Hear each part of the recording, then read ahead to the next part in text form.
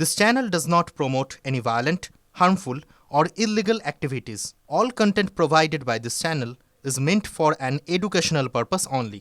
খয়রাতি এক জিনিস আর মানুষকে সাহায্য করাটা এক জিনিস। খয়রাতি হচ্ছে হাতে ক্যাশ, হ্যাঁ, যেমন ধরুন লক্ষ্মী ভাণ্ডার।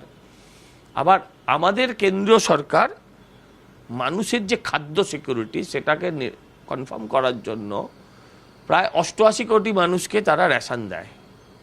একে কি আপনি খয়রাতি বলবেন? তো কেউ যদি ভালোর জন্য কিছু করে তাহলে সেটা ভালোই।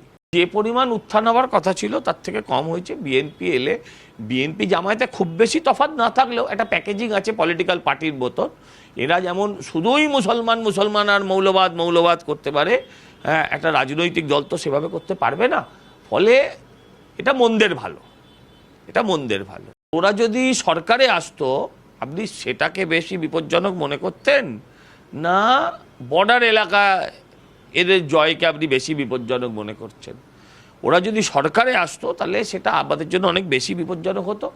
এখন যেমন দেখবেন রাত্রিবেলা শুতে যাওয়ার আগে আপনারা একটু মশা স্প্রে করে দেন, সেরকমভাবে বিএসএফের লোকেরা একটু স্প্রে করলে পরে এই জামাতগুলোকে আটকে দিতে পারবে।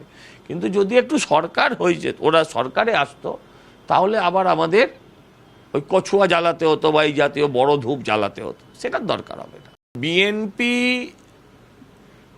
শুভও নয় অশুভও নয়, কিন্তু জামাত হলে ওপাশে জামাত আর এখানে তৃণমূলের কেয়ামত দুটো এক হয়ে যেত। এটা একদিক দিয়ে সুবিধে। শুভ অশুভর কিছু ব্যাপার না। আর এই কতদিন এই সরকার থাকবে?